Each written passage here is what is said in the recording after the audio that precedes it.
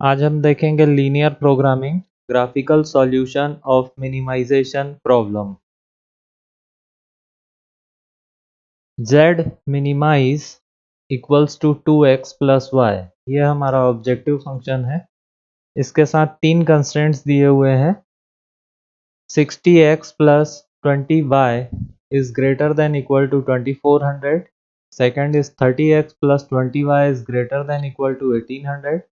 और थर्ड है 10x plus 40y is greater than equal to 1200।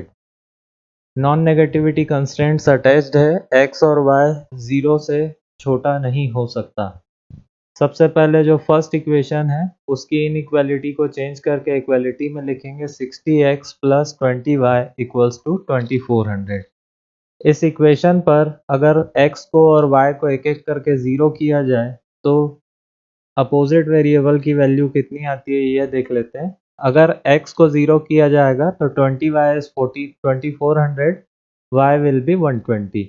अगर y को 0 कर दिया जाए तो 60x is 2400, x will B 40। अब जो सेकंड इक्वेशन है उसे इनइक्वालिटी को चेंज करके इक्वालिटी में लिखते हैं 30x plus 20y equals to 1800। यहाँ पर सेम प्रोसेस जैसा हमने पहले में किया था। अगर हम x और y को एक एक करके 0 लिखते हैं तो x 0 करने पर 20y इक्वल्स टू 1800 हो जाएगा, y विल बी 90।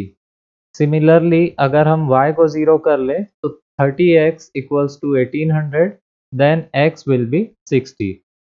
अब जो लास्ट वेरिएबल है उसे भी उसकी इनइक्वालिटी को इक्वालिटी में चेंज कर लेते हैं। 10x plus 40y is greater than equal to 1200 को इक्वल टू 1200 लिख लेंगे। इस पर भी 0 0 करके x और y को अलग अलग हम उन दोनों अपोजिट वेरिएबल्स की वैल्यू देखेंगे। जब x को 0 किया जाएगा तो 40y is 1200, y will be 30। अगर हम y को 0 कर लेते हैं तो 10x equal to 1200, x will be 120।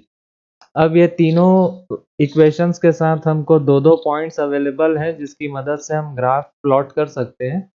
Graph खींच लेंगे हम। यहाँ पर हम देख सकते हैं कि जो सारी वैल्यूज़ हैं यहाँ पर 0, 120, 40, 0, ये सारी वैल्यूज़ जब हम चेक करते हैं तो हमें समझ में आता है कि ये 10 के मल्टीपल्स में है। तो x एक्सिस और y एक्सिस दोनों एक्सिस पर हम 10 10 के डिफरेंस पर 10 से लेके 120 तक लिख लेंगे। ये हमने लिख लिया है। अब सबसे पहले इक्वेशन नंबर 1 जो कि ग्रीन कलर से आपको विजिबल होगी, इसके लिए फर्स्ट पॉइंट खोजेंगे। जब x 0 है तो y 120 है, ये वाला पॉइंट होगा। जब दूसरा इक्वेशन दूसरी वैल्यू जहाँ पर x 40 है और y 0 है, ये वाला पॉइंट होगा। इन दोनों पॉइंट्स को एक स्ट्रेट लाइन से मिला देंगे। यहाँ पर ध्यान देने वाली बात है कि फर्स्ट इक्वेशन में साइन ग्रेटर देन टाइप का है। ग्रेटर देन का मतलब इस लाइन के आगे का पूरा एरिया जो है वो इस इक्वेशन को सेटिस्फाई करेगा, ये वाला एरिया इस इक्वेशन को सेटिस्फाई नहीं करेगा।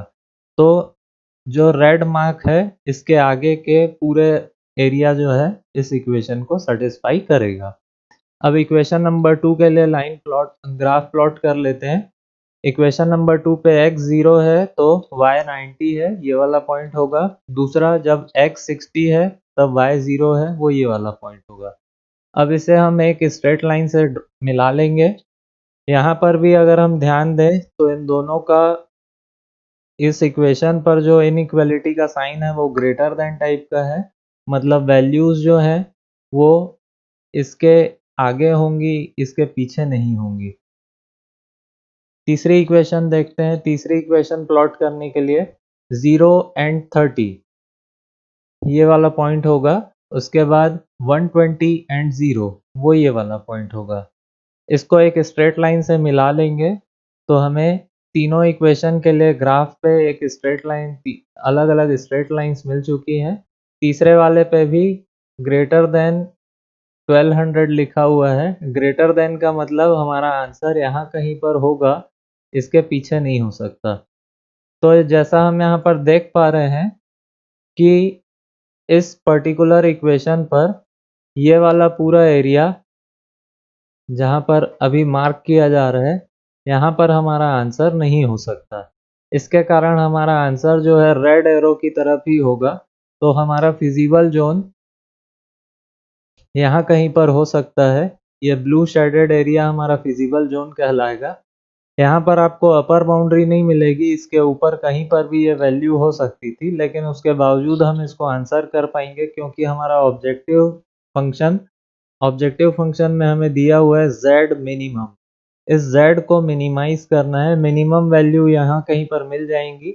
यहाँ पर हम देखेंगे इस फिजिबल जोन पर जो पॉइंट्स हैं वो कौन कौन से हैं। तो सबसे पहले यहाँ जो पॉइंट्स हैं आपको दिख रहे होंगे ए बी सी डी। इन चारों पॉइंट्स में से कहीं एक पॉइंट पर ही हमको मिनिमम वैल्यू मिलेगी। इन चारों पॉइंट्स पर x और y के कॉम्बिनेशन चेक करेंगे और उसकी मदद से z की वैल्यू निकाली जाएगी।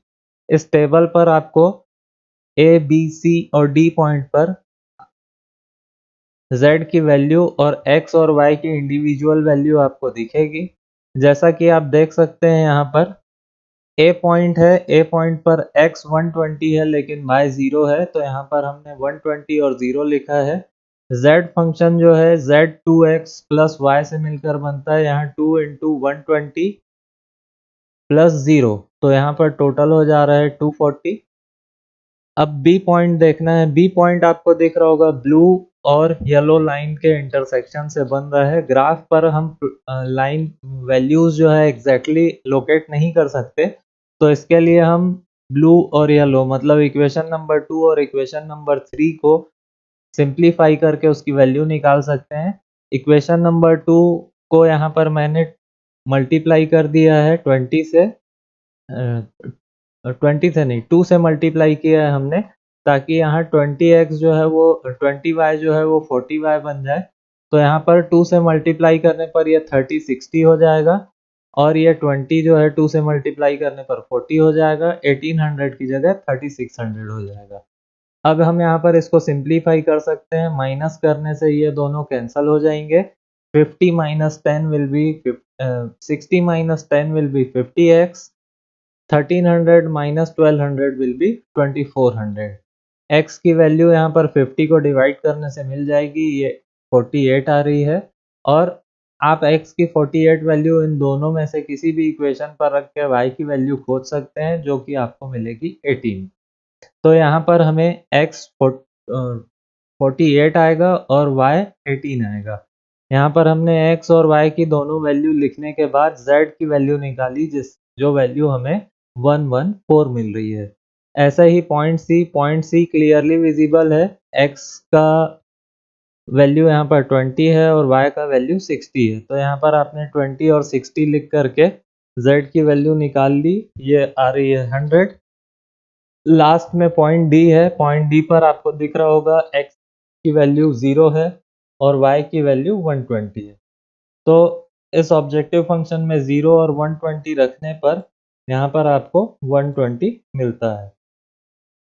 इन चारों z की वैल्यूज में से हमें एक वैल्यू सेलेक्ट करनी है जो हमारे ऑब्जेक्टिव फंक्शन को फुलफिल करती है। क्योंकि हमारा ऑब्जेक्टिव फंक्शन है मिनिमाइज, मतलब z की मिनिमम वैल्यू। यहाँ पर आप क्लियरली देख पा रहे हैं कि सी पॉइंट पर वैल्यू जो है वो 20 और 60 है। x और y की वैल्यू 20 और 60 है और यहाँ पर हमारा ऑब्जेक्टिव फंक्शन वैल्यू डिलीवर करता है 100। यही हमारा आंसर होगा।